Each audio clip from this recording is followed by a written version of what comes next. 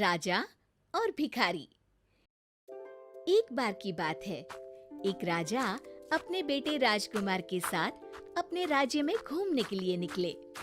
अक्सर ही राजा अपने राज्य में लोगों का हालचाल पूछने जाया करते थे, पर इस बार वे अपने बेटे को भी साथ में लेकर गए ताकि राजकुमार भी अपने लोगों से मिल सके। अपनी यात्रा की शुरुआत वो लोग मंदिर से करते हैं। जब राजा और राजकुमार मंदिर की सीढ़ियां चढ़ रहे थे, तब राजकुमार की नजर मंदिर की सीढ़ियों पर बैठे एक भिखारी पर जाती है। माथे पर चंदन, गेरुए रंग के वस्त्र पहने, हाथों में कमंडल लिए हुए एकदम ब्राह्मण के जैसा लग रहा था। राजकुमार उसके पास गए और उनसे पूछा, क्या आप कोई ब्राह्मण है? उस भिखारी ने कहा, जी राजकुमार, मैं एक बहुत गरीब ब्राह्मण हूँ। अपने घर का पालन पोषण करने के लिए मंदिर की सीढ़ियों पर बैठकर भीख मांगता हूँ और जो पैसे आते हैं उनसे अपने परिवार वालों को खाना खिला पाता हूँ।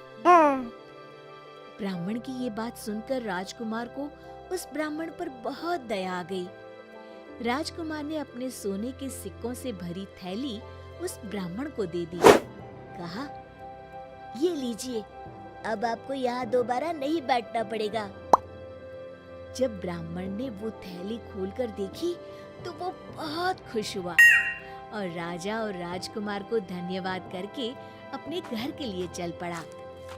रास्ते में वो ब्राह्मण सोचते हुए जा रहा था, जल्दी से चलकर ये सोने के सिक्के अपनी पत्नी को दिखाऊंगा, वो भी कितनी खुश हो जाएगी। अब हमारी गरीबी खत्म हो जाएगी। अब मुझे भीख नहीं मांगनी पड़ेगी। खुशी खुशी हमारा जीवन बीतेगा। हमारे राजकुमार बहुत बड़े दिल वाले हैं। ब्राह्मण ये सब सोच ही रहा था कि इतने में वहां पर एक लुटेरा आया और ब्राह्मण के हाथ से वो थैली छीन के भाग गया। नहीं, छोड़ दो मेरी थैली! चोर चोर, पकड़ो पकड़ो! अरे कोई तो पकड़ो! ब्राह्मण ने वो थैली बचाने की बहुत कोशिश की, पर वो चोर थैली लेकर वहां से भाग गया। ब्राह्मण बहुत निराश हो गया। उसकी खुशी कुछ ही पल में खत्म हो गई। घर आकर उसने अपनी पत्नी को पूरी बात बताई। ये सुनकर पत्नी भी बहुत दुखी हो गई और बोली, आप दुखी न हो, शायद वो हमारे लिए नहीं था, इसलिए हमें नहीं मिल पाया। दुखी होकर ब्राह्मण खाना खाकर सो गया। अगले दिन फिर सुबह उठकर मंदिर में जाकर भीख मांगने लगा। राजकुमार राजा के साथ आज भी घूमने निकले। मंदिर आए तो फिर उस ब्राह्मण को वही देखा। राजकुमार ने कहा, आप आज फिर यहाँ क्यों आ गए? कल ही तो मैंने आपको इतना सारा धन दान में दिया था। ब्राह्मण बड़े निराश मन से राजकुमार को कल की पूरी कहानी सुनाता है। राजकुमार को ब्राह्मण की बात सुनकर बहुत दुख हुआ। फिर राजकुमार अपनी थैली में से बहुत ही कीमती पत्थर माणिक निकालते हैं और वो माणिक ब्राह्मण को देते हुए कहते हैं, ये लीजिए, ये बहुत ही कीमती पत्थर है, ये आपके बहुत काम आ सकती है। ब्राह्मण वो पत्थर पाकर बहुत खुश हो गया और राजकुमार से कहा, आपका बहुत बहुत धन्यवाद राजकुमार, आप इंसान नहीं, देवता है, देवता। चलिए अब मैं चलता हूँ। राजकुमार भी मुस्कुराते हुए अपने रास्ते चले जाते हैं। ब्राह्मण घर जाकर उस माणिक को पानी के खाली मटके में रख देता है और खुशी खुशी सो जाता है। उसकी पत्नी नदी से पानी भरने जाती है। अचानक से रास्ते में किसी बड़े पत्थर से टकराने की वजह से उसके सिर पर रखा पानी का मटका नीचे गिरकर टूट जाता है। वो बोलती है, हे भगवान, अब फिर से घर जाकर दूसरा मटका लाना पड़ेगा पानी भरने के लिए। अब वो घर की ओर निकलती है और पानी भरने के लिए वही मटका उठाकर ले आती है जिसमें माणिक था। नदी के पास जाकर जब ब्राह्मण की पत्नी मटके को पानी में डुबाती है तो माणिक पानी में गिर जाता है। ब्राह्मण की पत्नी बोली, अरे ये क्या गिरा? लगता है कोई बड़ा सा कंकड़ था जो गिर गया होगा। ऐसा सोचकर वो मटकी में पानी भरकर घर ले आती है। जब वो पानी भर के घर आई तब ब्राह्मण भी जग चुका था। उसने अपनी पत्नी को सारी बात बताई। ब्राह्मण की पत्नी बहुत खुश हुई और बोली, कहाँ है वो माणिक पत्थर? जरा मुझे भी दिखाइए। उसे तो मैंने बहुत ही संभाल के पानी के खाली मटके में छुपा दिया है। रुको, अभी लाता हूँ। ब्राह्मण की पत्नी घबराती हुए कहती है, हे भगवान, उस मटके में तो मैं पानी भर कर ले आई। फिर ब्राह्मण की पत्नी ने ब्राह्मण को पूरी कहानी बताई।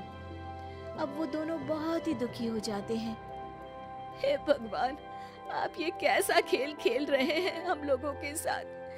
क्या हमसे कोई गलती हो गई है? इसी अफसोस के साथ ब्राह्मण सो जाता है। अगले दिन फिर सुबह बेचारा ब्राह्मण निराश मन से मंदिर की सीढ़ियों पर बैठा भीख मांग रहा था। तभी राजा और राजकुमार फिर उस मंदिर में आए। अब राजकुमार की नजर फिर उसी भिखारी पर पड़ी। अरे ब्राह्मण, आप फिर से यहाँ? ब्राह्मण ने कहा, जी राजकुमार। अब ब्राह्मण ने कल घटित सारी बात राजकुमार को बता दी। राजकुमार फिर से दुखी हो गए। राजकुमार ने अपने पिता से पूछा, पिताजी, ऐसा इनके साथ बार बार क्यों हो रहा है? तब राजा ने कहा, बेटा, अभी इनका सही समय नहीं आया है, इसलिए इनसे सब छीना जा रहा है। जब इनका सही समय आएगा तब इनके पास सब वापस आ जाएगा। Nope. अब राजा ने ब्राह्मण के हाथ में 2 पैसे रख दिए। ब्राह्मण 2 पैसे हाथ में देखकर सोच रहा था, इससे तो मेरा कुछ भी नहीं हो पाएगा। वो ऐसा सोच ही रहा था, तभी उसकी नजर एक मछुआरे पर पड़ी, जो एक मछली को जाल से निकाल कर बाहर फेंक रहा था। वो मछली पानी के बाहर आकर तड़प रही थी। ब्राह्मण को उस मछली पर दया आ गई। उसने सोचा, इन पैसों से मैं अपने परिवार का पेट तो नहीं भर पाऊंगा, कम से कम इस मछली की जान ही बचा लेता हूँ। अब वो जल्दी से मछुआरे के पास पहुंचा और उन्हें 2 पैसे देकर वो मछली खरीदकर अपने पानी से भरे कमंडल में मछली को रखा। पानी में जाते ही वो मछली फिर से होश में आ गई और कमंडल में ही उछलने लगी। ये देख ब्राह्मण बहुत खुश हुआ कि उसने मछली को बचा लिया। तभी मछली के मुंह से वही माणिक पत्थर बाहर आता है जो राजकुमार ने ब्राह्मण को दिया था, और ब्राह्मण की पत्नी से वो नदी में गिर गया था।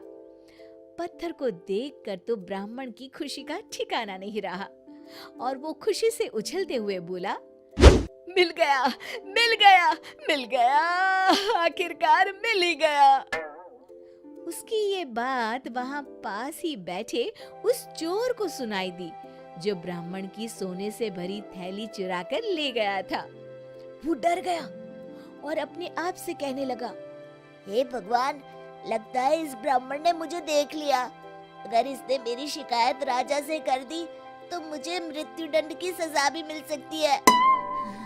मुझे ब्राह्मण को उसका धन लौटाकर माफी मांग लेनी चाहिए। ये सोचकर चोर रोते हुए ब्राह्मण की तरफ भागा। मुझे माफ कर दो, मुझे माफ कर दो, मैंने तुम्हारी ये थैली चुराई थी, इसे वापस ले लो, पर मेरी शिकायत राजा से मत करना, मैं जेल नहीं जाना चाहता। ब्राह्मण सब समझ गया और सोचने लगा, लगता है मैंने जब मिल गया कहा तो इस चोर को लगा मैंने इसे देख लिया है, इसलिए वो डर गया और मुझे मेरा धन वापस कर रहा है। अरे साहब, क्या हुआ? क्या सोच रहे हो? माफ कर दो ना मुझे। ब्राह्मण ने उस चोर से कहा, अगर तुम चाहते हो कि मैं तुम्हारी शिकायत राजा से ना करूं, तो तुम्हें सारे गलत काम छोड़ने होंगे और मेहनत करके कमाना होगा। ठीक है, मेहनत करूंगा और आज से सारे गलत काम बंद। अब तो माफ कर दो ना मुझे। ठीक है, जाओ, माफ कर दिया। चोर खुशी खुशी वहाँ से चला जाता है। अगले दिन ब्राह्मण फिर से मंदिर की सीढ़ियों पर जाकर बैठ जाता है। जब राजा और राजकुमार वहाँ आते हैं, तब ब्राह्मण जल्दी से खड़ा होकर राजकुमार के पास जाता है और सारी कहानी उसे बता देता है।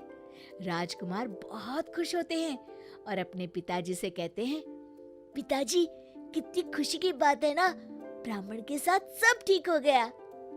तब राजा राजकुमार से कहते हैं, हाँ बेटा, देखा तुमने, जब तक ब्राह्मण ने अपने बारे में सोचा तब तक उसे कुछ नहीं मिला, लेकिन जैसे ही उसने दूसरे की यानी कि मछली की तकलीफ देखी और उसने उसकी मदद की, वैसे ही उसके साथ अपने आप सब ठीक हो गया। दूसरों की मदद करने वालों की मदद हमेशा भगवान करते हैं। सभी खुशी खुशी हाथ जोड़कर भगवान को प्रणाम करते हैं। शिक्षा, हमें हमेशा दूसरों की मदद करनी चाहिए। दूसरों की मदद करने वालों की मदद भगवान करते हैं। दोस्तों, हमें उम्मीद है कि आपको हमारी ये कहानी पसंद आई होगी। कृपया हमारे चैनल को सब्सक्राइब करें और सभी अपडेट्स के लिए बेल आइकन जरूर दबाएं। और हाँ, वीडियो लाइक और शेयर करना मत भूलिएगा। Bye bye.